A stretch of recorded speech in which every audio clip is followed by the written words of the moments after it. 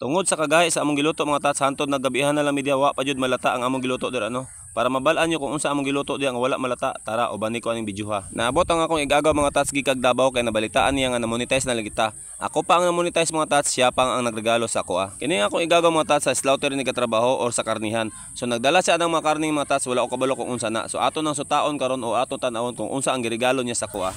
Grabe ka sa lubong mga tats. Ribs, so kalami sa bawo na ni. Sa karnihan mo kung nagtrabaho ng igagaw mga tats. Na puro na karni kanan. Okay gagaw. For how many years wa mi nagkita? Siyempre mga tats, wala pa siya naabot na atay gamay nga hikay dira no. So kami man nag-agaw mga tats, magtinabangay jud mi bisag unsa nga luto jud mga tats, magtinabangay jud mi ing ana mi man nag-agaw. Oh, dala ni sa igagaw mga tats. Gikan sa slaughter. Baka mga tats, tiil. Bulalo ni, perting atso pa sa bulalo ni mga tats. Oh. Grabe. Mo ni atong tirahon karon mga tats, bulalo.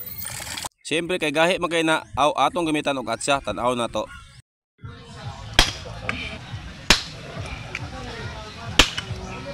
Oh, di ba? At sa naguto siya, di pa siya maputol. Mo nang isugban na nato mga tats no, para mawala ang mga balhibo anak. Kung blidan mo gud nato na pwede jud nang gahiya mo nang atuan na sang sugbahon. Balag mga pagod na siya dira basta mga wala ang balibo para lami ato pagkaon. Pagkahuman mga tats, ako puning gilapuan or gitak-ang na ni ang mga humok-humok niya nga mga unod.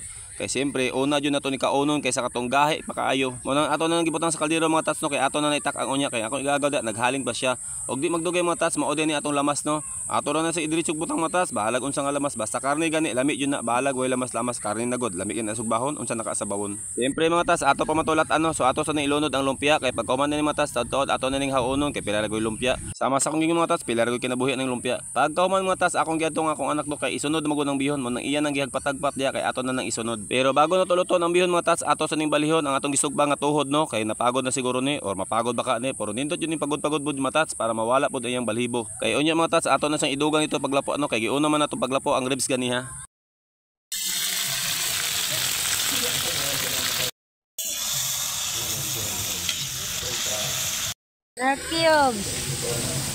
Og mo na mga tats, ato nang gibutang og mga ingredients ano, wala na to ipakita nyo kung unsa mga lamas na kay nga naman mo taas na natong istorya. So diretso na to maglunod ang biyon og okay. Pagka man mga tats, ato itak ang ribs no, kay unya patong tuhod kay gahi pa to siya unahon tan ang ribs kay gutom na kaayo. Og ako sa ipakita sa inyo ako mga igagaw mga tats kay mao jud ni nagsuporta sa ko ang na-monetize pud ano. Siyempre akong igagaw gikag Davao no, ngan lagondot mo bin nagdalag karne. Maymay, from Marvel, Nining, akong lola, akong auntie Inday, og si tata og ganan na kay itong mga nakasando macho kay tawanan na mao na among wilder dre ko nay mga guba nga balay siya ang moayo sa amoa kaninyong tanan daghang salamat sa pagsuporta no.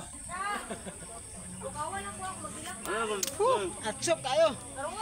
Siyempre kay nauna man nagkaluto ang ribs mga tats, ato na nang tirahon mo nang gihukad na nako na di ano kay ato nang tilawon kung unsa kalami ang gikan sa Davao o gikan sa akong igagaw nga karne. Kini man ang nauna nagkaluto mga tats, kini ang atong unang tirahon. Abi ninyo mga tats, naulo jud ko sa akong igagaw no, kay siyempre kita ang na-monetize dapat kita ang mo pakaon or kita ang mo hikay. Sa bagay naman ko hikay nga gamay pero nagsuporta jud akong igagaw mga tats kay nalipay pud siya nga na-monetize ta aning Facebook. Anak ko siya ha, mobawi lang ko pohon kung makasahod na tano kay bisag gamay nga grasya atong bahin-bahinon ato pong i-share sa inyo ha para makatilaw pud mo sa atong hinaguan. Og mao ni mga tats, nagabihan jud ta paglata ng tuhod sa baka dira no kay bulaloon man guna siya. Manong nangititan jud ta. So atong gihimo mga tats, gitira sa nato ng bihon, lumpia og nagpaduol ta ng kaldero kay ato na lang simut-simuton samtang gahi pa siya. Total di man ta malugi kay nakatilaw naman tatong ribs kaniya. Mo nang atong gitilawan ang sabaw diya. Unya mo sa to. Thanks.